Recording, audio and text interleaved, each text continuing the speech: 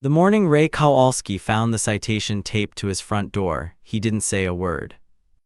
He just stood there on the porch of 14 Sycamore Circle, Millhaven, Ohio, still in his bathrobe, a mug of black coffee warming his hands, and he read that piece of paper 3 times, not because he didn't understand it. He understood it just fine. He just wanted to make absolutely sure. Violation notice: Millhaven Estates HOA, unapproved exterior fixture, American flag display in non-designated location, first offense. Fine $250, cure period 72 hours. He folded the paper once, tucked it into his robe pocket, took a slow sip of coffee, and looked up at the flagpole he'd installed himself 22 years ago in the corner of his front yard, the same flagpole where Old Glory had flown every single morning since 1998. Then he looked across the cul-de-sac at the sleek black Tesla in the driveway of number 11, at the Ring camera mounted on the garage, at the HOA president's plate on the mailbox, DHARLOW. And Ray Kowalski nodded once slowly. That's when Diane Harlow made the biggest mistake of her life. Let me tell you about Millhaven, Ohio. Sit down, because this is a place worth knowing. Millhaven is a small suburb tucked just south of Dayton, a town of maybe 11,000 people where the streets are lined with silver maples, and the sidewalks are cracked just enough to let you know somebody actually uses them. It's the kind of place where kids still ride bikes until dinner time, where the volunteer fire department holds a fish fry every 3rd Friday, where the hardware store has been owned by the same family for 3 generations. Millhaven Estates was the nicest subdivision in town, 12 homes arranged around a gentle cul-de-sac called Sycamore Circle. The houses were built in the early 1990s, all brick fronts and 2-car garages, each one with a little front yard and a little backyard and a whole lot of quiet in between. Sprinklers ran at 6 in the morning. Maples turned gold every October. It was always Old Kowalski, people knew, strung Christmas lights the day after Thanksgiving and left them up until February. It was a good street, a real street. The kind of street where people knew each other's names and looked out for each other's dogs. Until the fall of 2021, when number 11 sold. And everything changed. Let me tell you about Raymond Eugene Kowalski. Ray, and you called him Ray or you didn't call him anything, was 73 years old in the autumn of 2021. He stood 6 feet tall, though age had curved him just slightly forward, like a tree that's grown into the wind. His hands were the hands of a man who'd spent a lifetime using them. Thick, scarred at the knuckles, permanently stained around the nails from his workshop out back. His full rank when he retired in 1993 was Master Sergeant, United States Army. He'd enlisted in 1969, fresh out of Millhaven High School at the age of 19, the same year he'd planned to attend Ohio State on a partial academic scholarship. He went to Vietnam instead. He served 2 tours with the 1st Infantry Division, the Big Red One, seeing action in the provinces of Binh Duong and Tay Ninh. He came home in 1971 with a Purple Heart, a Bronze Star with Valor device, and a quietness behind his eyes that his mother said hadn't been there when he left. He re-enlisted. He served in Germany through the Cold War years. He served in Desert Storm in 1991 at 41 years old, older than most of the men under his command. He retired in 1993 with 24 years of service, the respect of every soldier who'd ever served under him, and a handshake from his commanding general who told him privately, quietly, that Ray Kowalski was the finest NCO he'd ever known. Came home to Millhaven. He married Patricia Walsh Patty, who'd been waiting for him in her patient, steady way, the same way she'd always waited. They bought 14 Sycamore Circle in 1998. He installed the flagpole himself. They raised 2 daughters. They grew a garden. He built furniture in the workshop out back, maple chairs and oak side tables that he gave away to neighbors, and sold at the church sale for just enough to cover materials, because the building was the point, not the money. Patty died of pancreatic cancer in 2018. After that, Ray lived alone. His neighbors looked in on him. He never asked them to, but they did, because that's what you do for a man like Ray Kowalski. Carol Brennan from number 8 brought casseroles every Monday through that first winter. The Trujillo kids from number 3 still shoveled his driveway without being asked. 12-year-old Emmett Walsh, no relation to Patty, just a coincidence that made Ray smile, came by on Saturdays to help in the workshop, learning to plane wood, to measure twice, to take his time. There was one other thing about Ray Kowalski. He had a flagpole, and he flew the American flag on it every single day. Rain or shine, hot or cold, 365 days a year. He'd raise it himself every morning at 700 and lower it and fold it, the proper triangle, every evening at sunset. It had flown through Patty's illness. It had flown through her death. It had flown every day of his retirement for 22 years. And nobody on Sycamore Circle had ever once complained. The moving truck arrived on a Friday morning in September 2021. It was a gray, damp morning, the kind of Ohio fall day that can't quite decide whether it's still summer. Ray was in the workshop smoothing a cherrywood end table he was making for Carol Brennan's birthday when he heard the diesel engine rumble up the cul-de-sac. He didn't think much of it. Number 11 had been empty since the Petersons moved to Florida the previous spring. He figured he'd introduce himself when things settled. He didn't have to wait long for his first impression. By noon, a pearl-white 2020 Porsche Cayenne had parked itself partly on Ray's side of the property line. Just one tire, just a foot, but enough to note. The second vehicle, a matte black 2021 Tesla Model X, took the driveway, and the woman who climbed out of the Tesla was already on her phone, gesturing at the moving crew with the sharp, clipped impatience of someone accustomed to managing people rather than working with them.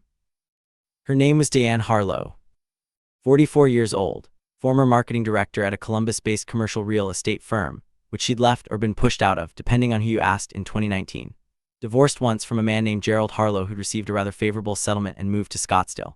Diane had moved to Millhaven Estates with a small inheritance, a lot of opinions, and within 30 days of taking possession of 11 Sycamore Circle, a seat on the Millhaven Estates HOA board.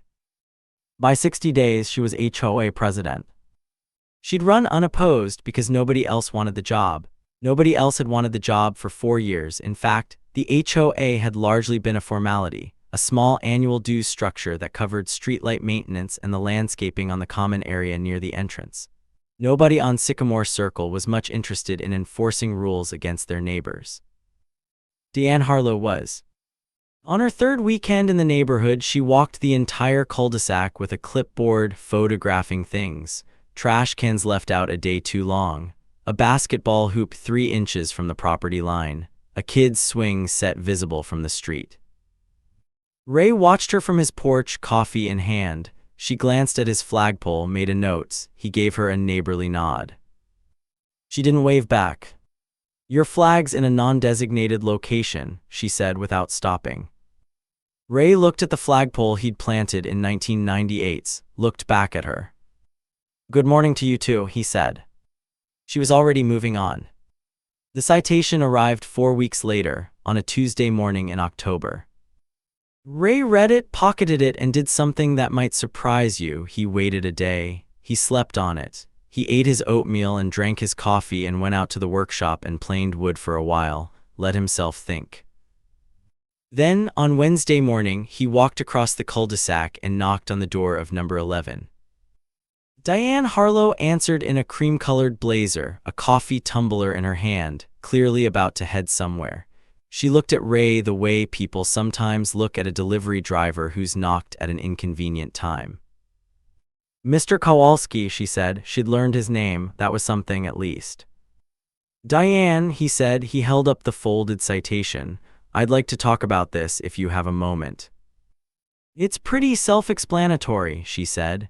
Section 4, subsection C of the HOA covenants. Exterior fixtures require board approval and must conform to the designated aesthetic guidelines. The flagpole hasn't been approved. "I put that flagpole in 1998, Ray said. "The HOA approved it then. I have the paperwork." Diane smiled, and it wasn't a warm smile. The HOA was restructured in 2014. Previous approvals were null under the new covenant revision. "I can send you the documentation." Ray looked at her for a moment, steady, quiet. "I'm a Vietnam veteran," he said. "I served 2 tours. That flag means something to me." Diane's expression didn't change. "I understand that, Mr. Kowalski, but this community has standards and they apply equally to everyone. You have 72 hours to relocate the flagpole to an approved location, which, under the guidelines, would be the interior side of your property, not visible from the street, or the fines will continue. Good morning." She closed the door. Ray stood on her porch for a moment, heard the click of the lock. He turned and walked back across the cul-de-sac, hands in his pockets, the way a man walks when he's decided something.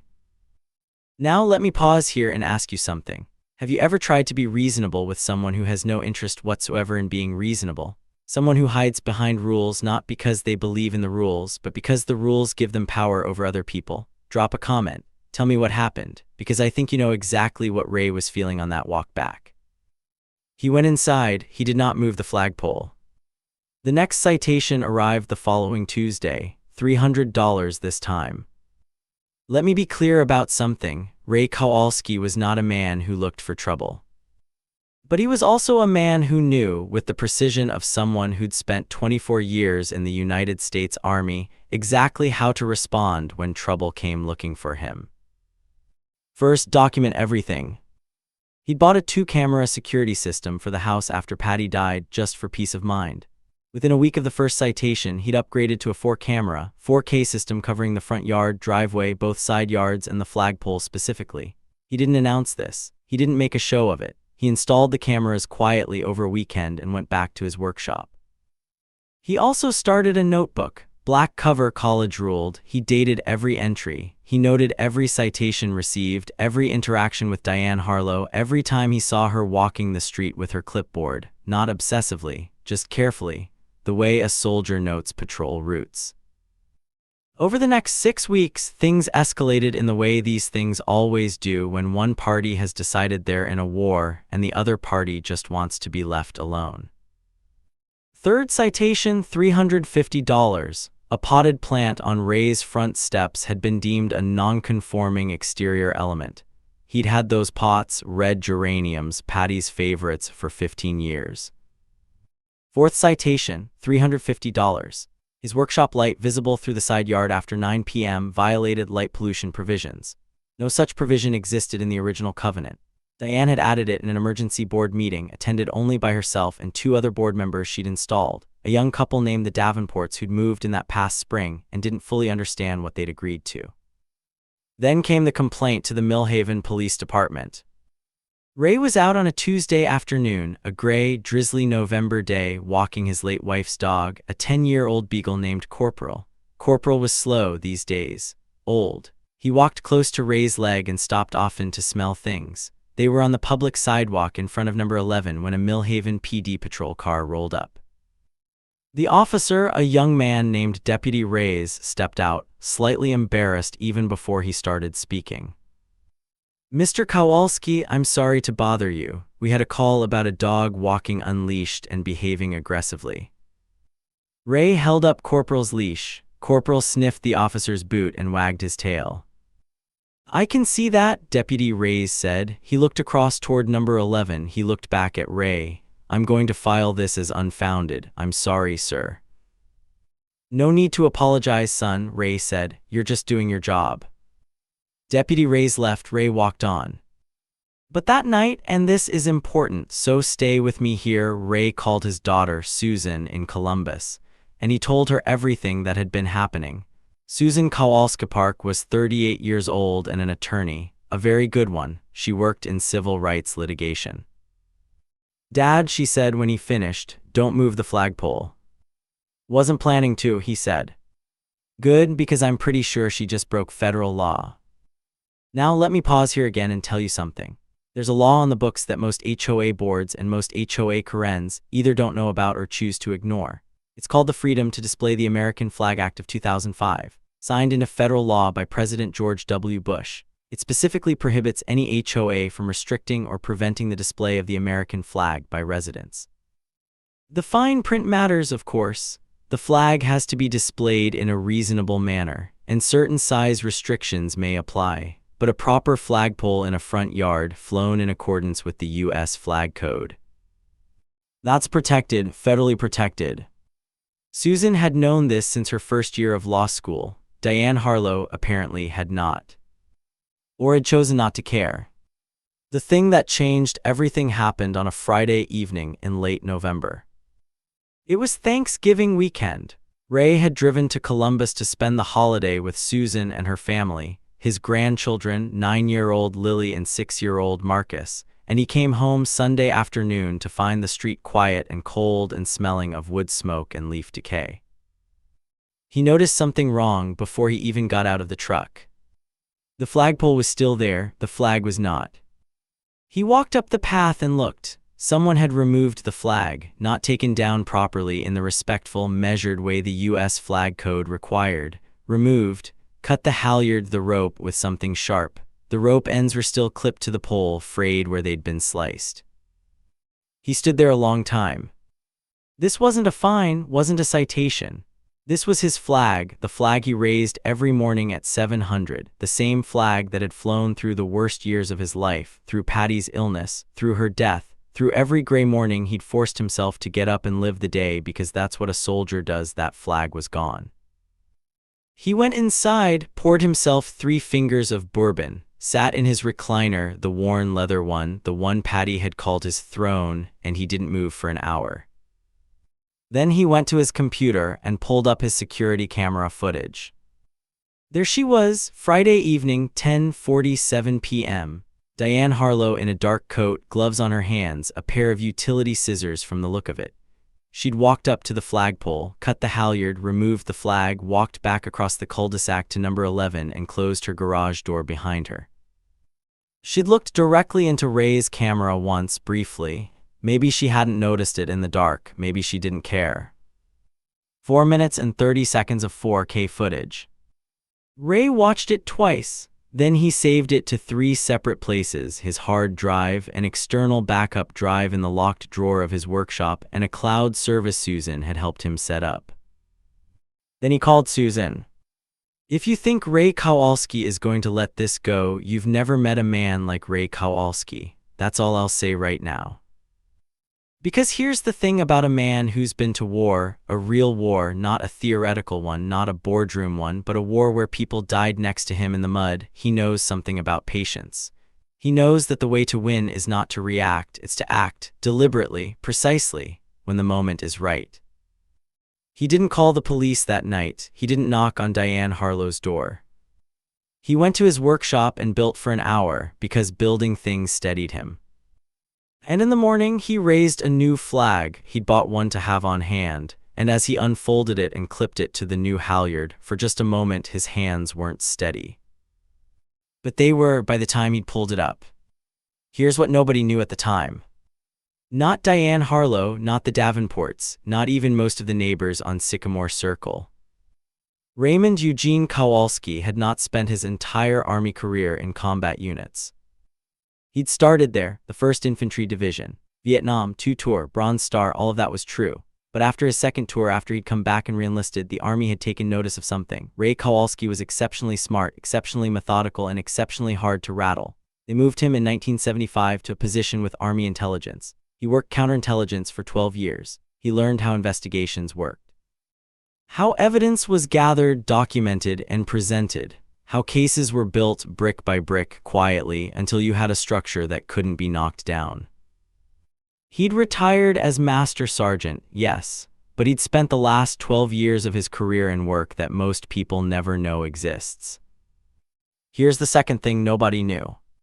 His oldest and closest friend from their enlisted days together, a man named Walter Grimes, who'd served alongside Ray in both the Big Red One and later in intelligence work, had retired from the Army in 1995 and gone into federal law enforcement. He'd spent 27 years with the FBI. He'd retired 2 years ago as a supervisory special agent out of the Cincinnati field office.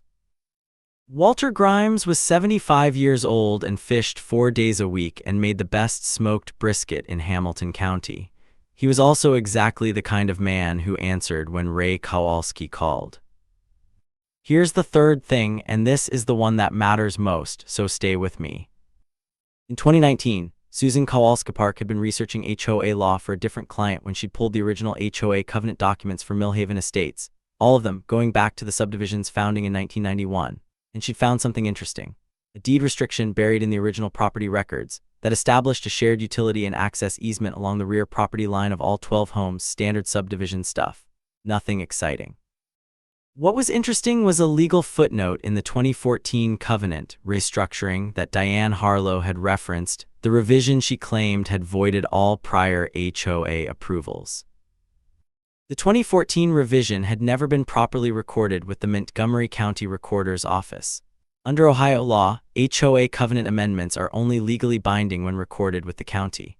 Without that recording, the 2014 revisions, all of them, including the provisions Diane Harlow had been using to issue citations, had no legal standing whatsoever.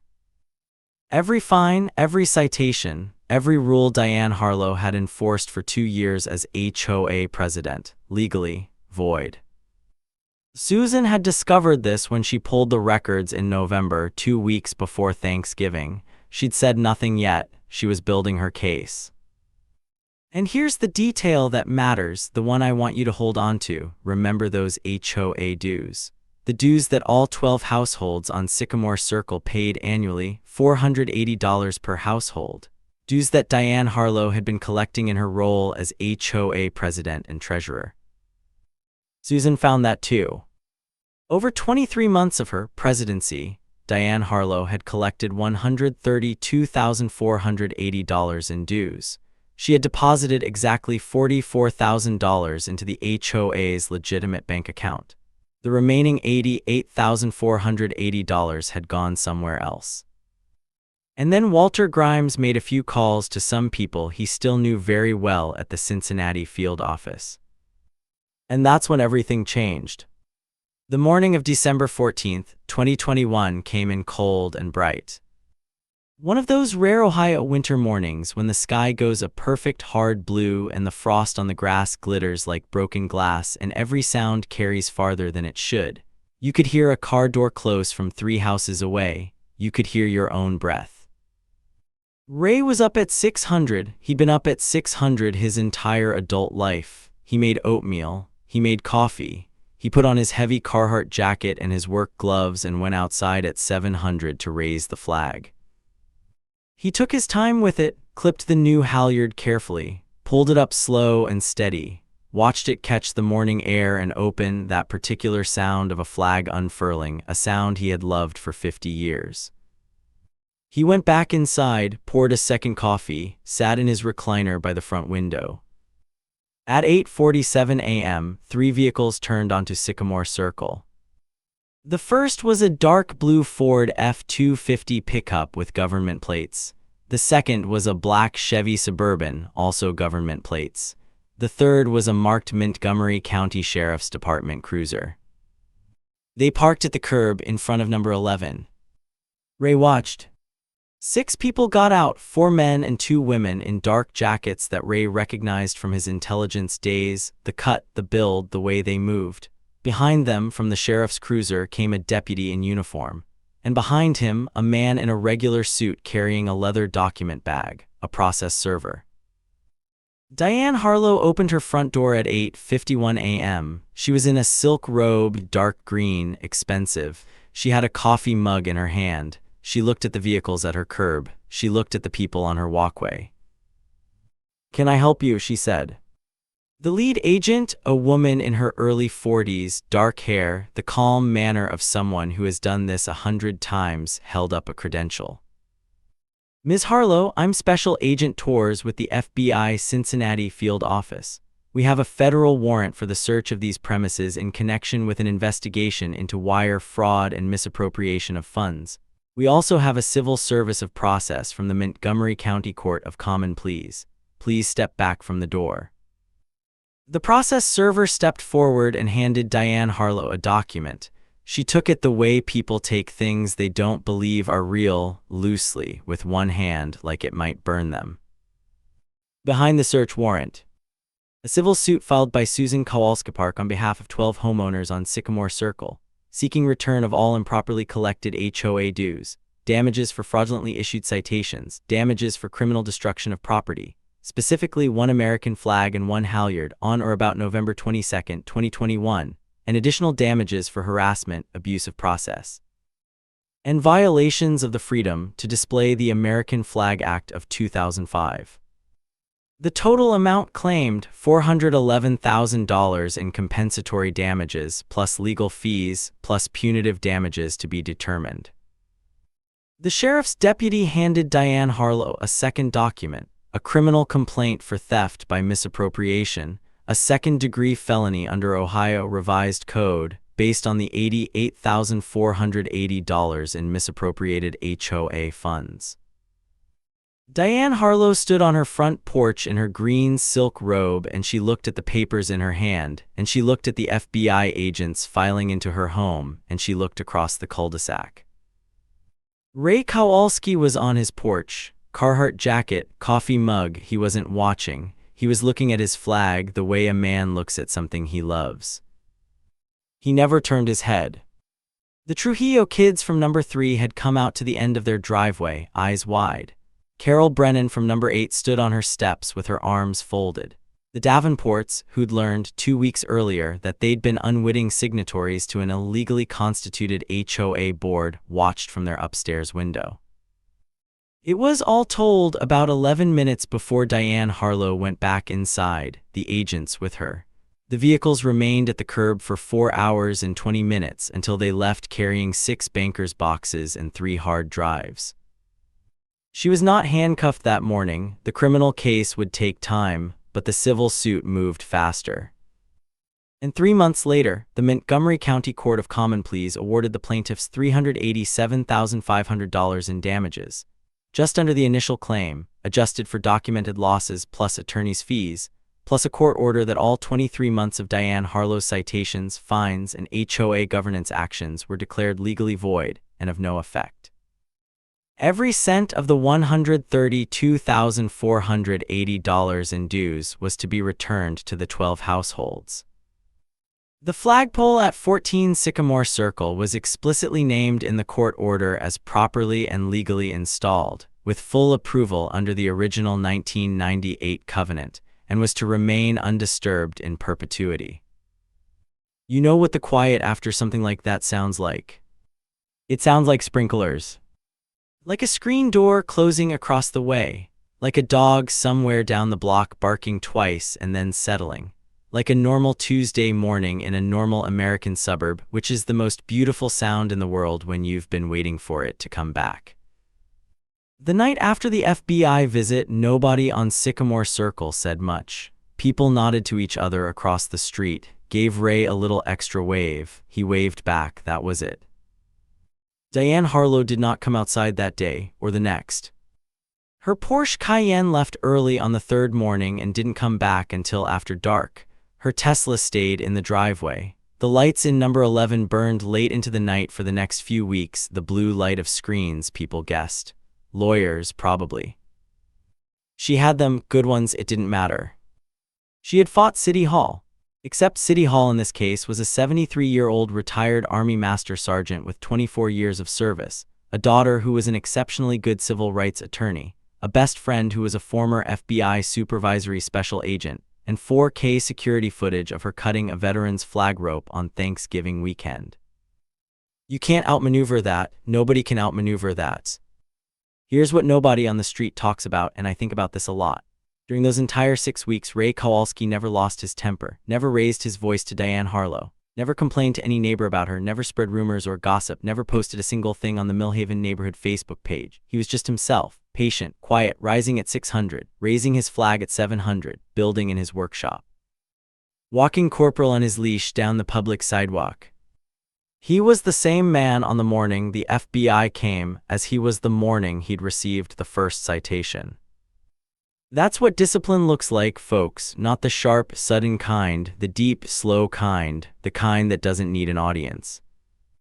The for sale sign went up at 11 Sycamore Circle in February 2022. It was a Wednesday morning, gray and cold, the last real freeze of a Ohio winter. Ray saw the sign from his porch. He watched the real estate agent stick it in the frozen ground. He nodded to himself, went inside. The criminal case moved slower, as these things do. The Montgomery County prosecutor, working in conjunction with the FBI's preliminary findings, filed formal charges of theft by deception and misappropriation of funds against Diane Harlow in March 2022. After 7 months of proceedings, she accepted a plea agreement, 3 years of supervised probation, full financial restitution of the $88,480 in misappropriated funds, 200 hours of community service, and a permanent bar from serving in any fiduciary capacity, meaning any role handling other people's money, including HOA treasurer positions, for 10 years. She sold the house at a loss. The Columbus real estate market had cooled considerably. The legal fees ate the rest. The Davenports stayed. They'd been as much victims of the scheme as anyone else, and once they understood what they'd been signed onto, they'd cooperated fully. Nice young couple. They baked Ray a banana bread that winter and left it on his porch with a note that just said sorry in small handwriting. Ray ate the whole loaf over 3 days and thought it was very good banana bread.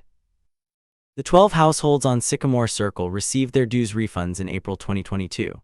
Carol Brennan from number 8 used hers to buy a new patio set, which she set up facing Ray's yard, and that summer they had coffee on their respective porches most mornings and talked across the 15 feet of cul-de-sac between them, the way people used to talk to neighbors when that was still a regular thing. And the flagpole at 14 Sycamore Circle, the same one Ray Kowalski had installed in 1998, the one that bore the court order's explicit protection for perpetuity, it flew its flag every single morning. The new flag was a little brighter than the old one. He'd ordered it after the court ruling from a company in Virginia that made flags specifically for veterans organizations. He raised it on the first morning after the ruling came down, on a bright, clear April morning that smelled like rain and new grass, and he did it the way he always did, alone, at 700, with the careful, slow respect the moment deserved. There's one more thing. You remember the geraniums, the red geraniums in the front pots, Patty's favorites, that Diane Harlow had cited as a non-conforming exterior element? Ray had kept them through the winter in his workshop, under a grow light Susan had ordered him for Christmas one year. In the spring of 2022, he moved them back to the front steps where they'd always been. By June, they were the biggest, reddest, most alive geraniums on Sycamore Circle. Patty would have loved that. You know, folks, I've told a lot of stories on this channel, a lot of them about people who took too much from people who had too little left to take. And the question I always get in the comments, in the messages, is, how do you not snap? How does someone like Ray not just lose it and do something he'd regret? And I've thought about that question a long time. I think the answer is that men like Ray Kowalski have already been tested by things that make a bad neighbor look very small. He stood in the mud of Tay Ninh province at 19 years old and made decisions about life and death. He sat with Patty through her last months and made peace with a loss so big it had no edges. He'd already been asked to give everything, and he had, and he'd come out the other side still standing, still raising that flag every morning, still planting wood in his workshop for people who needed a good chair. Against all that, against that kind of life, what was Diane Harlow really? An inconvenience, an unpleasant one that needed to be handled properly, legally, and completely. And it was. There's a thing I want you to hear, and I want you to carry it with you because I think it's true, and I think you already know it's true. Never mistake a quiet man for a weak man. Never mistake patience for permission. And never, not ever, pick a fight with a veteran who has spent 50 years learning the difference between what's worth fighting for and what isn't, because when he decides something is worth it, he knows exactly how to win. Take care of each other out there. Look out for your neighbors, the real ones, the ones who wave back, and if you've got a veteran on your street, go say hello tomorrow morning. I promise they'll appreciate it more than you know. This story is inspired by real events and public court records. Names, locations, and specific details have been changed or dramatized for storytelling purposes. Any resemblance to real individuals is coincidental.